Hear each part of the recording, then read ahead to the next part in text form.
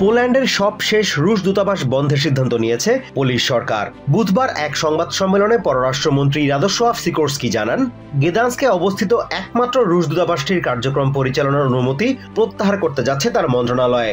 রবিবার রাতে Polish rail লাইনে বিস্ফোরণের ঘটনাটিকে নাশকতা আখ্যা দিয়ে তিনি বলেন, এই ঘটনার প্রতিক্রিয়ায় এমন সিদ্ধান্ত নেওয়া হয়েছে।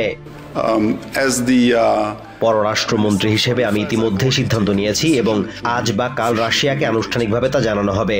পোল্যান্ডের শেষ কনসুলেট গেদান্স্ক এর অফিসটি বন্ধ করে দেওয়া হবে। পাশাপাশি পোল্যান্ডের ভেতরে রুশ কূটনীতিকদের চলাচলেও আমরা আরো বিধিনিষেধ আরোপ করব। তবে এখানেই বিষয়টি শেষ নয়। আমরা এখন শুধু দায়ীদের শনাক্ত করেছি। বিভিন্ন মন্ত্রণালয়ের সঙ্গে আলোচনা করে আমরা আরো বেশ কিছু পদক্ষেপ নেব।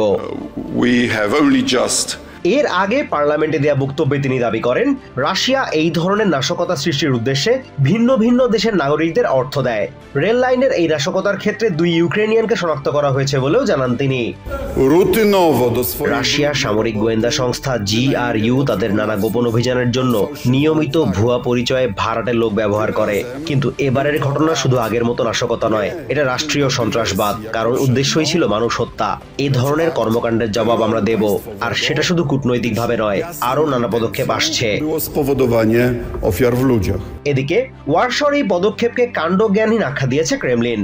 বুধবার ক্রেমলিন মুখপাত্র দিমিত্রি পেসকভ বলেছেন, ওয়ারশর সাথে মস্কোর সম্পর্ক তলানিতে ঠেকেছে, আর এর জন্য পোল্যান্ড সরকারকেই দায়ী করেন তিনি। পোল্যান্ডের সাথে আমাদের সম্পর্ক পুরোপুরি অবনতি হয়েছে। এই ঘটনাও সম্ভবত সেই অবনতিরই প্রকাশ। পুলিশ কর্তৃপক্ষ কূটনৈতিক যোগাযোগের সব সুযোগ শূন্যে নামিয়ে আনতে চাইছে। এ বিষয়ে আমরা শুধু দুঃখ প্রকাশ করতে পারি। সাধারণ বুদ্ধি দিয়ে তাদের এই পদক্ষেপের কোনো ব্যাখ্যা পাওয়া যায় না। এটি পুরোপুরি অযৌক্তিক। অন্যদিকে রাশিয়ার রাষ্ট্রীয় সংবাদ সংস্থা টাস পররাষ্ট্র মন্ত্রণালয়ের মুখপাত্র মারিয়া জাখারোভাকে উদ্ধৃত করে জানিয়েছে, পোল্যান্ডের এই পদক্ষেপের জবাবে রাশিয়াও পোলিশ দূতাবাস এবং কূটনীতিকদের বিরুদ্ধে কঠোর পদক্ষেপ নেবে। পাশাপাশি পোল্যান্ডের রেল লাইনে বিস্ফোরণের ওই ঘটনায় রাশিয়ার কোনো সংশ্লিষ্টতা নেই বলেও দাবি করেছে Moscow. Azimur Rashid Kanak, TVN 24 news desk.